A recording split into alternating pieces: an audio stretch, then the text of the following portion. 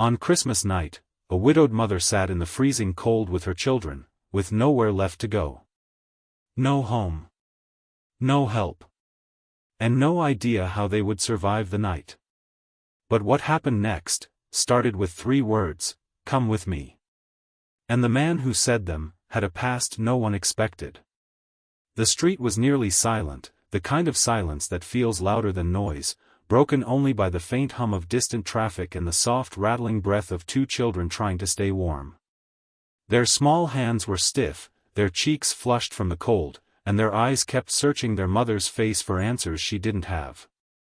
Christmas lights blinked on nearby houses, glowing warmly behind curtains, a cruel reminder of everything they had just lost. Across the street, barely noticeable at first, a figure stood watching. Still. Patient. As if waiting for the exact moment to step forward. Before we go further, tell us where you're watching from, and don't forget to subscribe for more powerful true stories. Because this wasn't just a random act of kindness. It was something much bigger. The woman's name was Rachel. 34 years old. Just 6 months earlier, she had buried her husband after a sudden heart attack that left her world shattered in a single morning. Since then, everything had been slipping through her fingers slowly, quietly, like sand she couldn't hold on to. Bills stacked up. The rent fell behind. The job she tried to keep slipped away when childcare became impossible. And eventually, the landlord stopped knocking and started changing the locks. That morning, Christmas morning, she had packed what little they had into 2 bags, holding back tears so her kids wouldn't see her break. "It's just for a little while," she had whispered to them, forcing a smile she didn't feel. But now, hours later, sitting on that freezing sidewalk, she wasn't sure that was true anymore. Her daughter Lily, just 8 years old, leaned closer into her side. "Mom, are we going somewhere?" she asked softly, her voice trembling not just from the cold but from something deeper. Rachel swallowed hard, her throat dry. "Yeah, sweetheart, we just need to figure out where." But in her mind, there was nothing. No plan. No backup. Just an endless stretch of uncertainty. Her younger son, Caleb, was half asleep against her shoulder, his small body shivering despite the coat she had wrapped around him. Rachel tightened her arms around both of them, trying to give them warmth she didn't have. And then, footsteps. Slow. Measured. Approaching from behind. Rachel stiffened. Every instinct told her to be cautious. She turned slightly, her body instinctively shielding her children. The man who stepped into the dim light looked ordinary at first glance, mid-40s, worn jacket, face marked by years that hadn't been easy. But his eyes lingered on the children longer than anything else. Not in a threatening way. Something else. Something heavy. He stopped a few feet away, as if unsure whether to speak. Rachel's heart pounded. In that moment, what would you have done? You're sitting in the cold, your children depending on you, and a stranger approaches. Do you trust him? Or do you pull your kids closer and prepare for the worst? The man finally spoke. "Come with me." 3 simple words. But they landed like a shock. Rachel blinked, confused. "I'm sorry, what?" Her voice was cautious, guarded. He hesitated, then tried again. "You and your kids, you shouldn't be out here tonight. It's too cold. I have a place nearby. It's not much, but it's warm." Rachel's first instinct was refusal. Every warning she had ever been taught rushed into her mind. Don't trust strangers. Don't take risks. Protect your children. But then reality pressed in harder, the freezing air, her son's trembling body, her daughter's wide, worried eyes. "Why?" she asked quietly, searching his face. "Why would you help us?" The man looked away for a moment, as if the answer wasn't easy. "Because someone once helped me," he said. "And I didn't deserve it." There was something in the way he said it. Not rehearsed. Not forced. Just honest. Rachel felt a flicker of something she hadn't felt in weeks. Not hope exactly. But maybe, a possibility. She looked down at her children. Lily met her eyes, silently asking the question Rachel couldn't answer out loud. Caleb stirred slightly, whispering, "Mom. I'm cold." And in that moment, the decision wasn't really a choice anymore. Rachel stood slowly, her legs stiff from sitting so long. "Okay," she said, her voice barely above a whisper. "We'll come." The man nodded once, as if he had expected that. Then he turned and began walking, not looking back to see if they followed. Rachel hesitated for half a second, then took her children's hands and stepped after him. As they walked through quiet streets lit only by distant decorations, Rachel couldn't shake the feeling that this moment, this decision, would change everything. But what she didn't know yet, was just how deep that change would go. And here's the question for you: if you were in Rachel's place, would you have made the same choice? Or would fear have kept you right where you were? Because sometimes, the hardest step isn't moving forward. It's choosing to trust, when everything in your life has already fallen apart. Her name was Harper Crane. 36 years old. 8 months earlier, her life had been something steady, something predictable in the quiet way most people take for granted. A small rented house at the edge of town.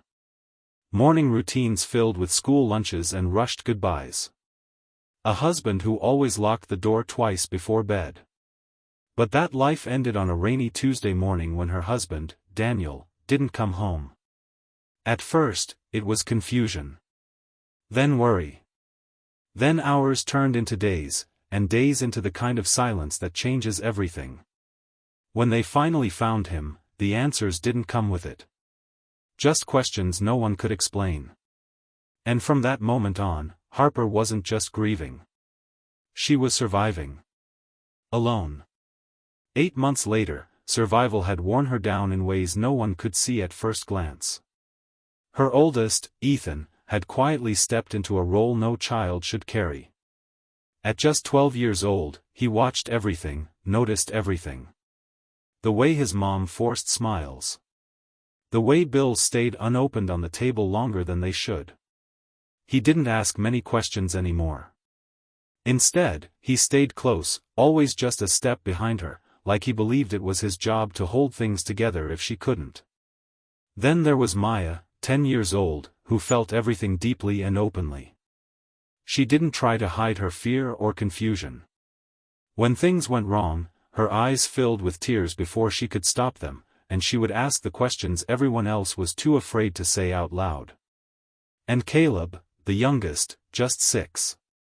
Still innocent enough to believe that everything would somehow be okay, even when nothing around him suggested that it would. The eviction had come quietly but firmly. Notices on the door. Deadlines that passed faster than Harper could catch up. She had tried everything, extra shifts, borrowed money, promises she meant to keep, but it wasn't enough. And on Christmas morning, while the rest of the neighborhood was waking up to warmth and celebration, Harper was packing what little they had left into worn-out bags. By nightfall, they were outside. No plan. No destination. Just the cold settling in around them like something alive. The temperature kept dropping with each passing hour, biting through layers that weren't meant for nights like this. Harper could feel it in her fingers first, then her face, then deeper, in the slow exhaustion creeping into her bones. "Mom, are we going to sleep here again?" Maya's voice broke through the silence, small but heavy with fear. Harper paused. Just for a second. Long enough for the truth to almost reach the surface. Then she forced a smile she didn't feel, turning slightly so her daughter wouldn't see the hesitation in her eyes. "No, sweetheart," she said gently. "We're just figuring things out." But even as she said it, the words felt fragile, like they might fall apart if anyone looked too closely. Ethan shifted beside her, scanning the empty street the way he always did now. Watching. calculating, protecting. We shouldn't stay here too long, he muttered quietly, his voice low enough that only Harper could hear. She nodded, not because she had a better plan, but because she needed him to believe she did. Caleb leaned against her side, half asleep, his small hand clutching the fabric of her coat. "It's okay, Mom," he whispered, his voice soft with trust. "Tomorrow will be better." And Harper felt something twist inside her chest at those words. Because she wanted to believe that too. She just didn't know how anymore. The street around them felt emptier with each passing minute. Doors closed. Lights dimming. The world moving on without noticing they were still out there, still trying to hold on. Harper pulled her children closer, her arms wrapping around them as tightly as she could, as if she could shield them from everything she couldn't control. And in that moment, you have to ask yourself, what would you be thinking if you were her? When every option is gone, when every door has already closed, where do you turn next? Because what Harper didn't know, was that someone had already noticed them. The cold didn't arrive all at once. It crept in slowly, settling into their clothes, their skin, their breath, until it felt like something they couldn't escape. Harper could feel it in the way Caleb's small body trembled against her, in the way Maya kept rubbing her hands together, trying to bring back warmth that wasn't there. Ethan stayed on his feet, refusing to sit, as if standing somehow made him stronger, more capable of protecting them. Harper reached into the bag beside her, pulling out the last thing they had left to eat, a small pack of crackers, already broken into uneven pieces. She hesitated for a second, looking at it, knowing what it meant. This was it. No backup. No later. Just this moment. "Here," she said softly, breaking it into 3 smaller portions. "You guys eat." Ethan immediately shook his head. "I'm not hungry," he said, too quickly. Harper gave him a look, the kind only a mother can give, firm but quiet. "Ethan." He paused, then reluctantly took a piece, but Harper noticed how he held onto it, waiting until the others started eating first. Maya ate slowly, as if stretching each bite could somehow make it last longer. Caleb, half asleep, barely opened his eyes as Harper guided the food into his hands. "Thank you, Mom," he whispered faintly. For a brief moment, Harper closed her eyes. And just like that, memories came rushing back. A different winter. A warm kitchen filled with the smell of cinnamon and baked bread. Daniel standing by the stove, pretending he knew what he was doing while the kids laughed behind him. "You're going to burn it," Harper had teased, leaning against the counter. "Relax," he had replied with a grin. "I've got this." The sound of their laughter had filled the room then. It felt so real, so close, until it wasn't. Harper opened her eyes again, and the cold rushed back in, harsher than before. Across the street, barely noticeable unless you were looking for it, a car sat parked under a flickering streetlight. The engine was off. No movement. No sound. Just stillness. From the outside, it looked like nothing. Just another parked vehicle on a quiet night. But inside, someone was there. Watching. Not approaching. Not leaving. Just waiting. Harper hadn't noticed it yet, but Ethan had. His eyes lingered on it longer than necessary, his instincts quietly alerting him that something wasn't right. "Mom," he said under his breath, "there's a car over there." Harper glanced briefly, her eyes tired, unfocused. "It's probably nothing," she replied, though her voice lacked certainty. Minutes passed. Or maybe longer. Time had started to blur into something harder to measure. A man walked by on the opposite sidewalk, his steps uneven, his attention drifting toward them a little too long. He slowed as he got closer, his gaze lingering on Harper and the children. "You folks all right?" he asked, but there was something off in his tone, something that made Harper instinctively pull her kids closer. "We're fine," she answered quickly, her voice firm despite the fear rising inside her. The man lingered for a moment, as if deciding whether to say more, then shrugged and kept walking. Harper didn't relax until he was gone. Ethan's jaw tightened. "We shouldn't stay here," he said again, more urgently this time. Maya leaned into Harper, her voice shaking. "Mom. I don't feel good." Harper's heart dropped. She placed her hand gently against Maya's forehead, her fingers cold but searching. "You're okay," she whispered, though she wasn't sure if it was true. Caleb stirred again, his breathing uneven, his small frame weaker than before. Harper could feel it now, the situation shifting from difficult to dangerous. This wasn't just about being uncomfortable anymore. This was about how long they could last. And in that moment, you have to ask yourself, what would you do, if this was your family? When every minute matters, when your children are depending on you to make the right decision, even when you don't know what the right decision is. Harper's eyes moved slowly across the street, scanning faces that weren't there, doors that wouldn't open. She thought about knocking on one. Just one. Asking for help. Just enough to get through the night. Her heart pounded at the idea. Because it sounded simple, but it wasn't. Not after everything that had happened. Not after the last time she trusted someone who said they would help. Her fingers tightened around Caleb's coat as the memory surfaced again, sharper this time. The promises. The reassurance. The moment she believed things would get better, right before they got worse. She swallowed hard, her breath visible in the cold air. Ethan noticed the change in her expression. "Mom?" he asked quietly. Harper shook her head slightly, pulling herself back to the present. "Nothing," she said, though it wasn't true. Because the last time she trusted someone, it didn't just fail. It cost her everything. The man in the parked car had been there longer than anyone realized. Long enough to notice patterns. Long enough to understand that this wasn't just a family passing through. He sat still in the driver's seat, engine off, hands resting loosely on the steering wheel, his breathing slow and controlled. To anyone passing by, there was nothing remarkable about him. Mid-40s, plain clothes, the kind of face you wouldn't look at twice. But beneath that stillness was something else entirely. Years of discipline. Training that had taught him to observe before acting, to read situations without being seen. The kind of instincts that don't turn off, even when the uniform is long gone. He noticed the details others would miss.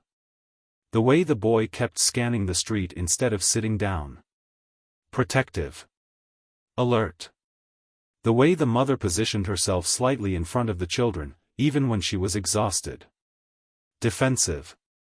Tired, but still fighting. The younger ones, weaker than they should be. Especially the smallest. His breathing had changed over the last 20 minutes, shallower now, uneven. The man's jaw tightened slightly as he watched, calculating without even realizing he was doing it. This wasn't just a difficult situation. It was becoming dangerous. He exhaled slowly, his gaze fixed ahead. Part of him stayed where it was, distant, detached. That part had kept him alive in places most people never see. But another part, quieter, harder to ignore, was pushing forward. The part that remembered what it felt like to be left with nothing. The part that knew exactly how quickly things could fall apart. Inside the car, his fingers tapped once against the wheel. A decision forming. Across the street, Harper shifted slightly, pulling Caleb closer as another wave of cold hit. Ethan's eyes flicked back to the car again, more certain this time. "Mom," he said quietly, "he's still there." Harper followed his gaze, her heart tightening as she realized he was right. The car hadn't moved. Not even slightly. And now that she was really looking, it didn't feel random anymore. The door of the car opened. The sound was soft, but in the silence of the night, it carried. Harper's body tensed instantly, her instincts snapping into place. Ethan stepped closer to her side without thinking. Maya's fingers gripped Harper's sleeve. Caleb barely stirred, his strength fading into sleep. The man stepped out slowly, closing the door behind him without a sound. He didn't rush. Didn't hesitate either. Just moved with a quiet certainty, each step measured as he crossed the street. His presence wasn't loud or aggressive. It was controlled. Focused. The kind of calm that could either mean safety, or something else entirely. Harper's heart pounded harder with each step he took closer. When he finally stopped a few feet away, he didn't immediately speak. His eyes moved over the scene once more, taking in everything up close now, the trembling hands, the thin layers, the exhaustion written across Harper's face. When he did speak, his voice was low, steady. "You shouldn't be out here tonight." Harper's response came almost instantly. "We're fine." The words were sharp, defensive, even though they both knew they weren't true. Her body shifted slightly, placing herself more directly between him and the children. For a moment, neither of them moved. The man studied her expression, not with suspicion, but with understanding. Like he had seen this before. Like he expected that answer. Behind Harper, the children reacted in their own ways. Ethan's eyes narrowed, watching every movement the man made, his posture tense, ready. Maya looked uncertain, her gaze moving between her mother and the stranger, fear and curiosity mixing in a way she didn't understand. And Caleb barely opened his eyes, his voice faint. "Who is that?" he whispered. Harper didn't answer. Because she didn't know. And she wasn't sure she wanted to. The man took a small step back, just enough to create space. Not threatening. Not pushing. "I'm not here to cause problems," he said calmly. "But it's too cold for this. Especially for them." His eyes shifted briefly toward the children, then back to Harper, careful, deliberate. Harper's grip tightened. "We said we're fine." But this time, her voice wasn't as steady. The man nodded slightly, as if he understood the resistance. As if he expected it. What Harper didn't realize was that this moment wasn't random. This wasn't a stranger who just happened to pass by and stop. He had been there before they even settled on that sidewalk. Watching. Waiting. Deciding. And that raises a question you have to ask yourself: if someone has been watching your situation unfold from the beginning, are they there to help? Or is there something else they're not telling you? Because this wasn't a coincidence. He had been watching longer than she realized, the silence stretched for a few seconds longer than it should have. Cold air moved between them, sharp and unforgiving, as if time itself had slowed down to watch what would happen next. The man studied Harper carefully, not pushing, not retreating, just waiting. Then, without raising his voice, without changing his tone, he said it. "Come with me." 3 words. Simple. Direct. But they landed heavily, pressing against every fear Harper had been holding back. Her mind reacted instantly, racing through questions she couldn't answer fast enough. Why would a stranger offer this? Who was he really? And more importantly, was this safety, or something she would regret the second she said yes? Her eyes narrowed slightly, searching his face for something, anything, that would give her clarity. "Why?" she asked, her voice tight, controlled. "Why would you help us?" The man didn't answer immediately. His gaze shifted briefly, almost like he was choosing his words carefully, or maybe deciding how much truth to give. That hesitation, it mattered. Harper noticed it. And just like that, something inside her snapped back to a memory she had tried to bury. A different man. A different night. 8 months ago. "You can trust me," he had said back then, his voice calm, reassuring. "I'll take care of it. You don't have to worry anymore." Harper had believed him. She wanted to believe him. Because at that time, everything was already falling apart, and his words felt like something solid to hold on to. But that trust had come at a cost. Promises broken. Information shared that should have stayed private. And the chain of events that followed led directly to the worst day of her life. The day Daniel never came home. Harper blinked, pulling herself back to the present, her chest tightening. That feeling, that same uncertainty, it was here again. Standing right in front of her. Behind her, Maya's voice broke through, softer now, weaker than before. "Mom, please," there was no argument in it. No questions. Just a quiet plea. Caleb shifted slightly, his body trembling harder, his strength fading with each passing minute. Even Ethan, who had been the most guarded, hesitated now. His eyes moved between Harper and the man, conflict written all over his face. He didn't trust him.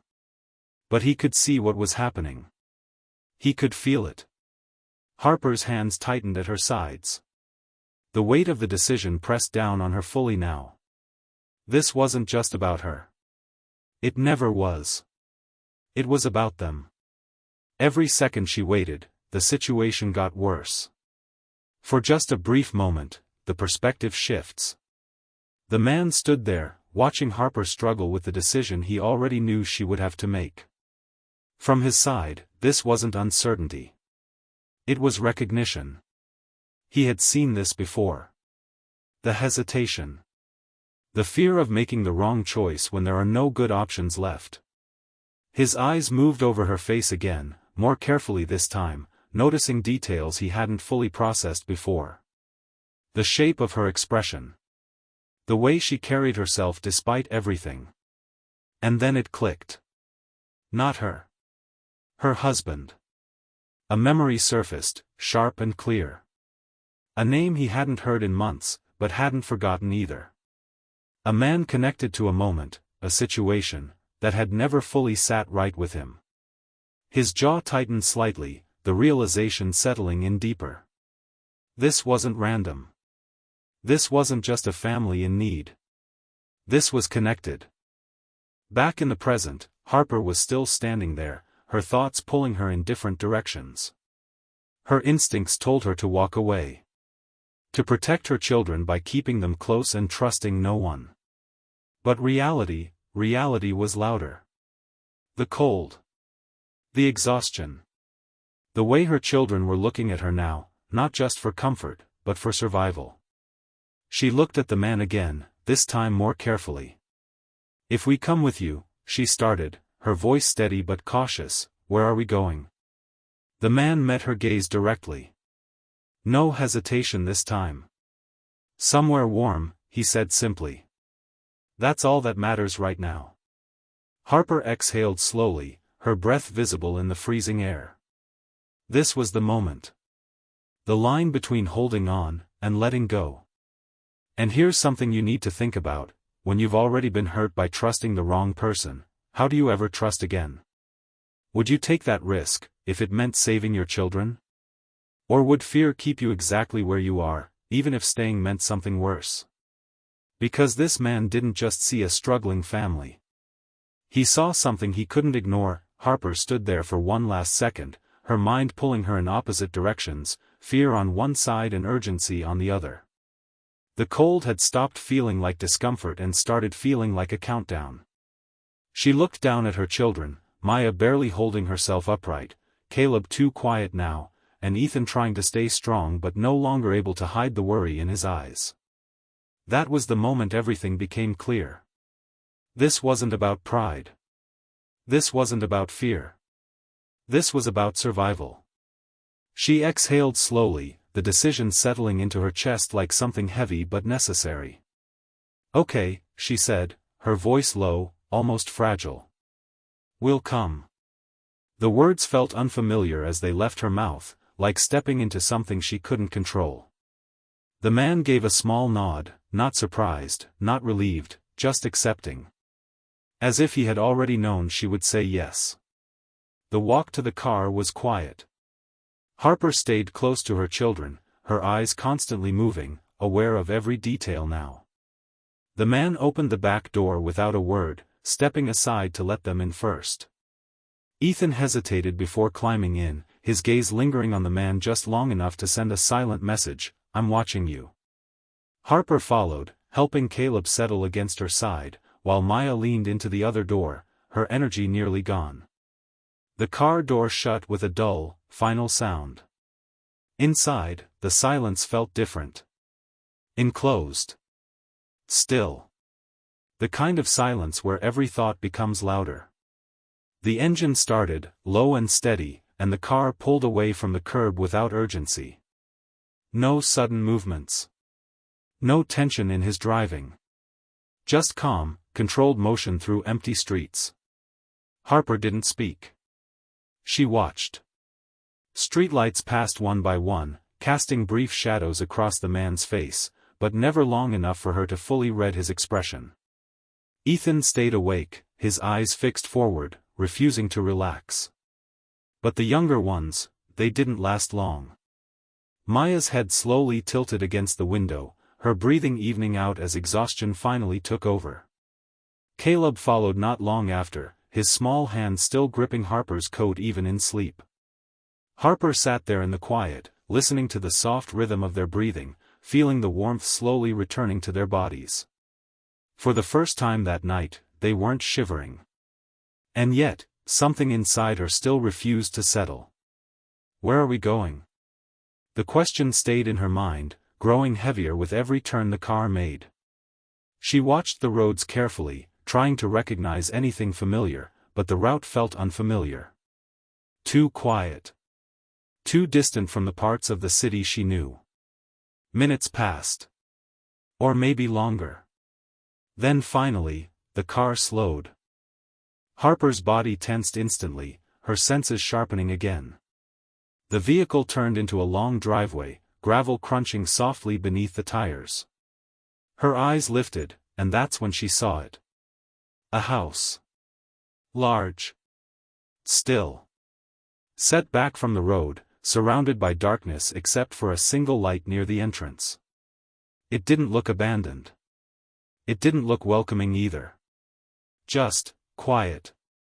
The kind of quiet that holds stories inside it. The car came to a complete stop. For a moment, no one moved. Harper's heart started to pound again, louder now, her earlier doubts rushing back all at once. This wasn't a shelter. This wasn't a public place. This was something else entirely. The man turned the engine off, the sudden silence pressing in again. Then he finally spoke, his voice as calm as before. "You'll be safe here." Safe. The word hung in the air, heavy with meaning, and questions. Harper looked at the house again, then back at him, searching for something, anything, that would tell her she hadn't made a mistake. Because here's the truth, when you follow a stranger into the unknown, safety isn't something you assume. It's something you question. And you have to ask yourself, if you were in that car, with your children asleep beside you, pulled into a place you've never seen before, would you feel relief? Or would you feel fear? Because safety wasn't the only reason he brought them there, the door opened into warmth. Not just the kind you feel on your skin, but the kind that makes your body realize how cold it has been for far too long. Harper hesitated for half a second before stepping inside, her eyes scanning everything instinctively. The house was quiet, clean, lived in but not cluttered. A soft light filled the space, and somewhere deeper inside, there was the faint smell of something warm, food, recently made. The man stepped aside, giving her space, not rushing them, not watching too closely. Just allowing them to enter on their own terms. "Sit," he said simply, motioning toward a couch near a small heater. Harper guided the children forward. The moment Caleb's body touched the cushions, he let out a faint sigh, his small frame finally relaxing as the warmth reached him. Maya followed, curling into herself, her hands no longer shaking. Even Ethan, still alert, couldn't hide the way his shoulders dropped slightly, the tension easing just enough to remind him he was still a kid. Within minutes, blankets appeared. Then food. Simple. Warm. Enough. Harper watched it all carefully, her guard still up, even as her children began to eat slowly, their energy returning piece by piece. Maya looked up at her, eyes softer now. "Mom, it's warm," she whispered, almost like she couldn't believe it. Harper nodded, but her attention stayed on the man. He moved differently than most people. Quiet. Efficient. Every action deliberate.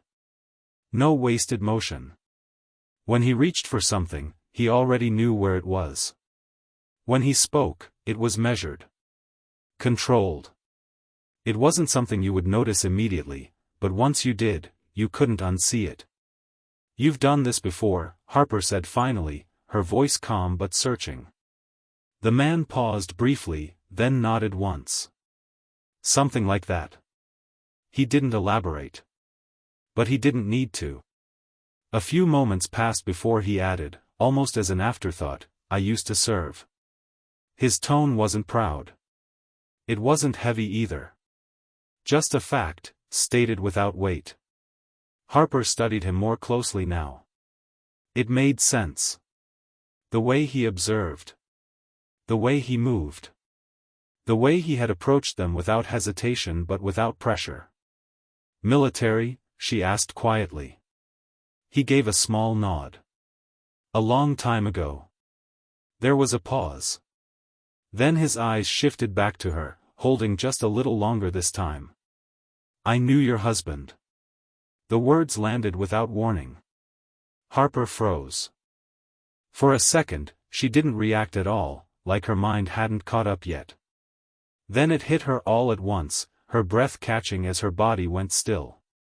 "What?" The word came out sharper than she intended. The man didn't look away.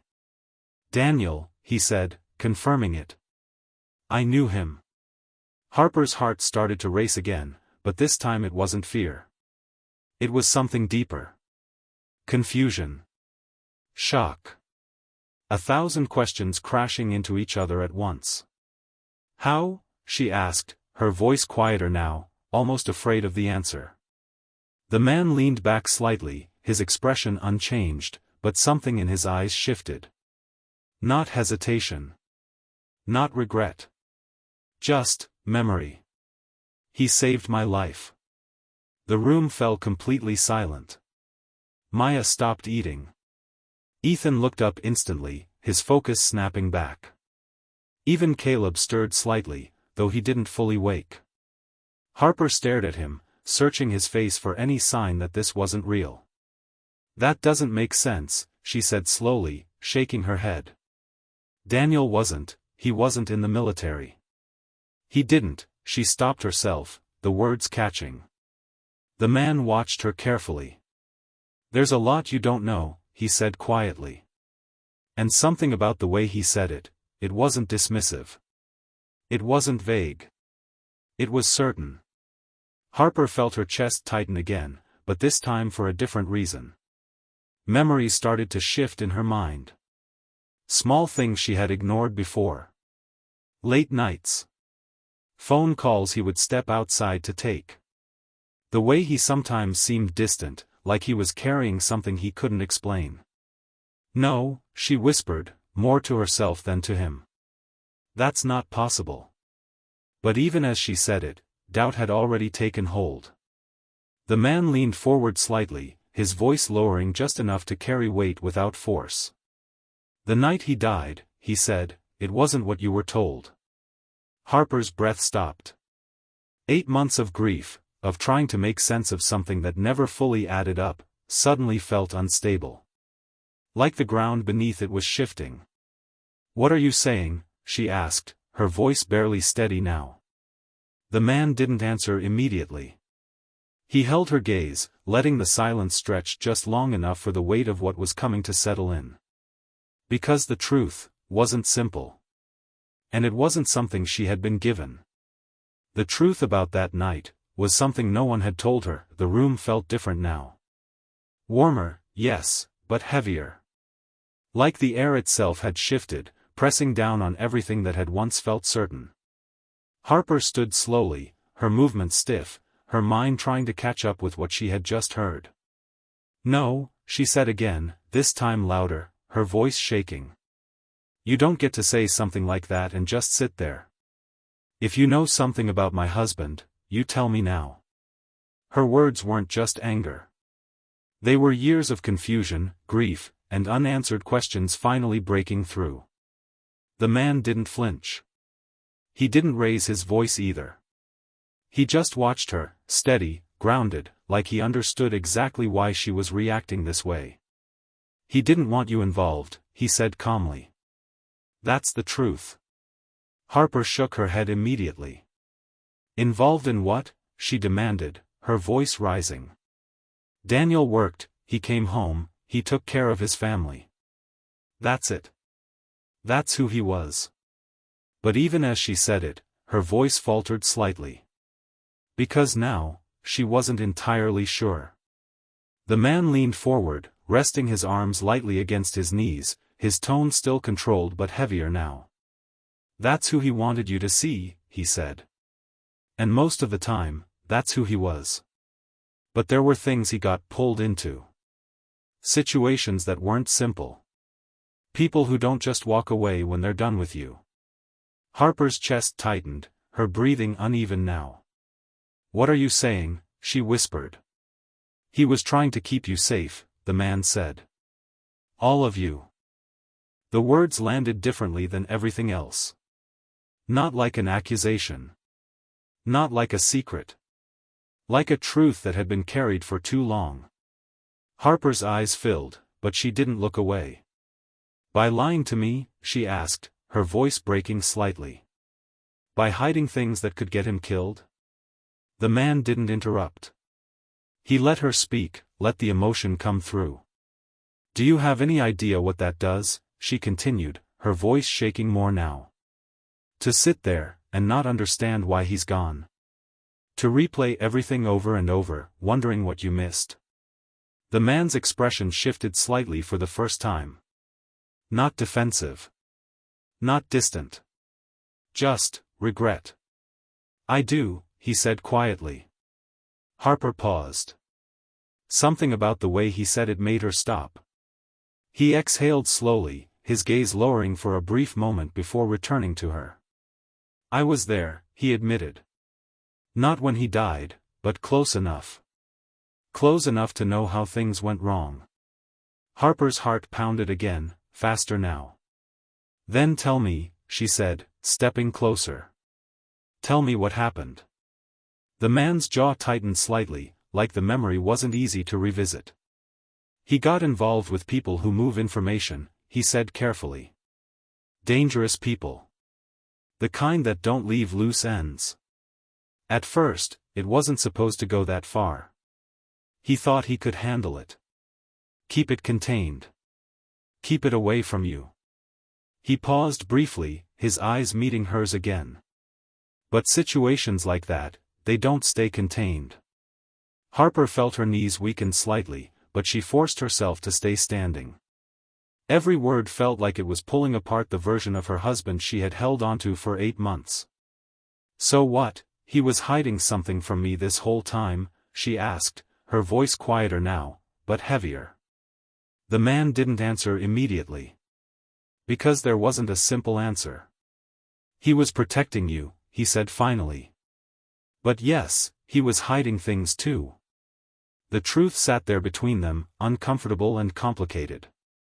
Because now the question wasn't just what Daniel had done. It was who he really was. And whether those two versions could exist at the same time. The man leaned back slightly, his expression tightening again, this time with something closer to guilt. I should have stopped it earlier, he admitted. I saw where it was heading. I knew the risks. But I didn't step in when I should have. Harper's eyes narrowed slightly. Why? She asked. Because I thought he could handle it, he said. And because by the time I realized he couldn't, it was too late. The weight of that settled heavily in the room. Harper turned away for a moment, her hand brushing against her forehead as she tried to steady herself. This wasn't just grief anymore. This was something deeper. Something more complicated. The man she loved, the man she thought she knew, had been carrying a life she was never part of. And that changes everything. But here's something you have to ask yourself: would you want to know the truth, even if it meant losing the version of someone you've been holding on to? Or would you rather keep the memory, even if it's incomplete? Because sometimes, the truth doesn't just answer questions. It creates new ones. Harper turned back slowly, her expression no longer just emotional, but focused. "If what you're saying is true," she said carefully, "then why are you here? Why help us now?" The man didn't hesitate this time. Because this didn't end with him. The words were quiet. But they carried weight. Harper felt it immediately. "What does that mean?" she asked, her voice tightening again. The man's eyes shifted briefly toward the window, then back to her. "It means," he said, "if they were willing to go that far once, they're not the kind of people who forget." A cold feeling crept back into Harper's chest, cutting through the warmth of the room. "Forget what?" she asked. The man held her gaze. "Connections," he said. "Loose ends. Anything that could come back to them." Harper's breath caught. Her children. The realization hit instantly, hard and unforgiving. "You're saying, they could still be looking for us?" she asked, her voice barely above a whisper. The man didn't soften the answer. "I'm saying it's possible." The room fell silent again, but this time the warmth didn't feel comforting anymore. It felt temporary. And that changes everything. Because just when it seemed like the night was finally turning around, the danger hadn't disappeared. It had only been delayed. And this night might not be over yet. The shift in the room was immediate. What had started to feel like a place of rest, now felt uncertain again. Harper's instincts sharpened, every sense quietly alert. The warmth was still there, her children still resting, but her mind had already moved past that. The man's words echoed in her head, repeating in a way that made it impossible to ignore. "They don't forget." And then, a sound. Subtle. Distant. But enough. The low crunch of tires on gravel outside. Harper's head turned instantly toward the window. The man's posture changed too, not dramatically, but enough to notice. His shoulders straightened slightly, his focus sharpening in a way that felt practiced. Controlled. "Stay here," he said quietly. Harper didn't move. Her heart started pounding again, faster now, louder than before. "Who is that?" she asked, her voice tight. The man didn't answer right away. Instead, he stepped toward the window, just enough to glance through the edge of the curtain without exposing himself fully. His movements were precise, careful, the kind of movements that came from experience. Outside, headlights cut briefly across the front of the house, then dimmed. A car. Parked. Not passing by. Watching. Harper felt it instantly, that same cold feeling from earlier, returning without warning. The same kind of presence. Quiet. Observing. Her breathing became uneven again. "You said it was just possible," she whispered. "You said." "I said it was possible," the man replied calmly, still watching. "I didn't say it was unlikely." The room felt smaller now. More fragile. Harper's eyes moved quickly to her children. Maya asleep. Caleb barely stirring. Ethan awake, his eyes wide now, understanding more than he should. "Mom," he whispered, his voice tight with fear. This was it. The moment everything came down to a single decision. Run again, or stay. Trust completely, or fall back into fear. Harper's mind raced. Every instinct she had built over the past 8 months screamed at her to move, to grab her kids and leave before something worse happened. Because that's what she had been doing. Surviving by staying one step ahead, never staying long enough to be found. But another thought pushed through. How long can you keep running? She looked at the man again. really looked this time.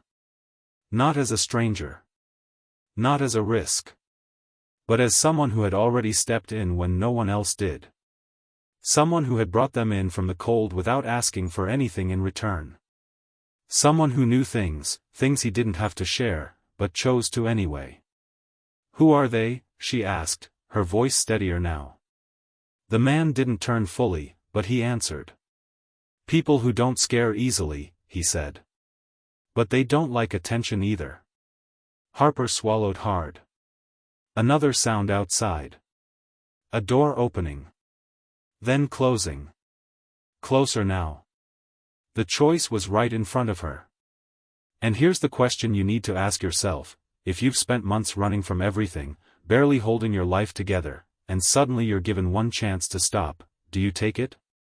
Or do you keep running, because it's the only thing you know? Harper looked at her children again. This time, not as someone trying to get through the night, but as someone deciding what comes next. Running would keep them alive for another day. Maybe. But it would never give them a life. Her shoulders slowly lowered, the tension shifting into something else. Something stronger. A decision. "We're not running," she said quietly. The words hung in the air, firm, certain. The man turned slightly, his eyes meeting hers, measuring the weight of what she had just said. Harper held his gaze. "I'm done running," she added. "If they're coming, then we face it. But I'm not putting my kids back out there again." Silence. Then, a small nod. Not surprised. Not hesitant. Just, respect. "All right," he said. He moved toward the door, but not to leave. To secure it. Calmly. Methodically. Every movement intentional. Not rushed. Not panicked. Controlled. Harper watched him, something inside her settling for the first time that night. Not because the danger was gone, but because she wasn't facing it alone anymore. Minutes passed. The car outside stayed. But nothing else happened. No knocking. No movement closer to the house. Just, waiting. And slowly, almost quietly, the tension began to ease. The man returned, his expression unchanged, but his voice steady. "They won't make a move tonight," he said. "Not like this."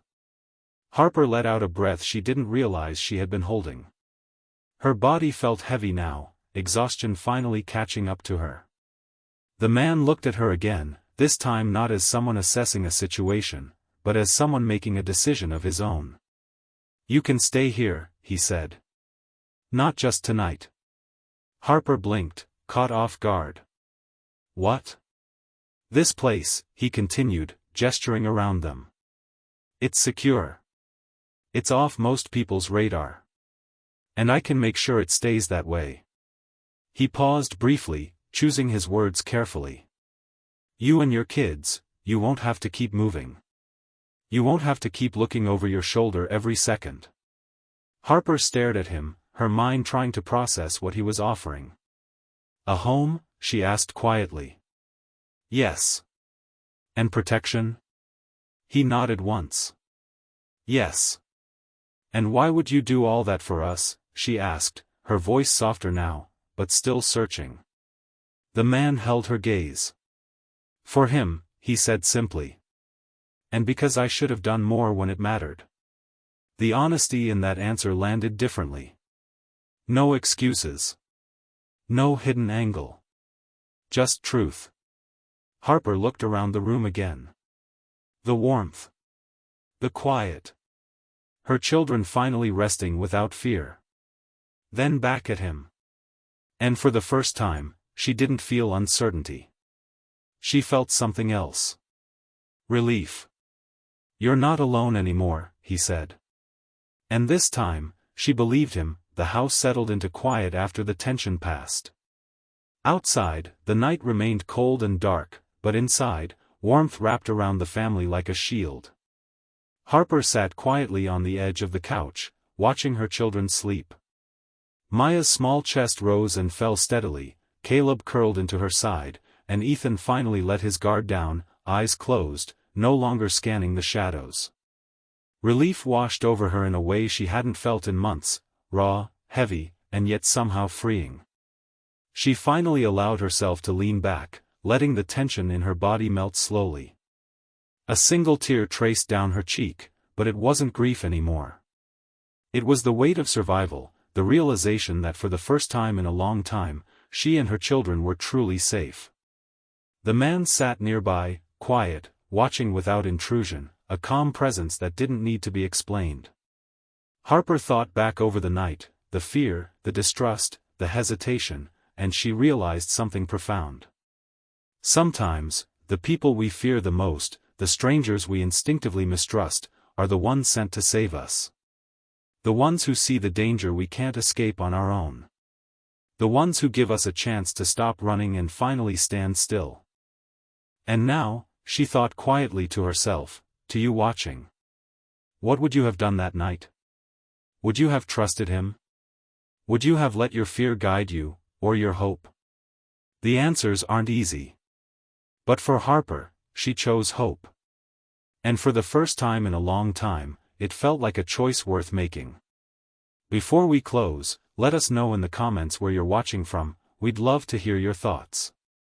And if you're new here, click the subscribe button so you never miss any of our upcoming videos.